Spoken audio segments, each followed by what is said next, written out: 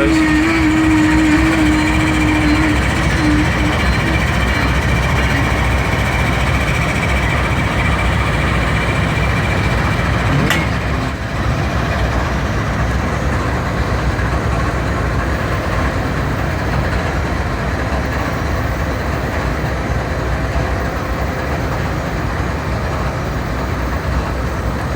A GP40.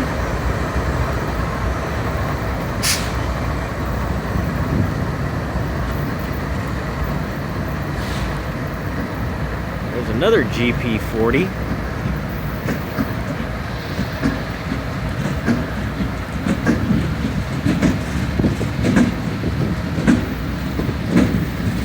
And an RPE4C. So 1, 2, 3, 4.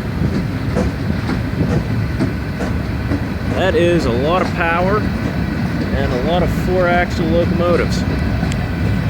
Don't have time to really sit and watch the whole train go by, but thought that was interesting.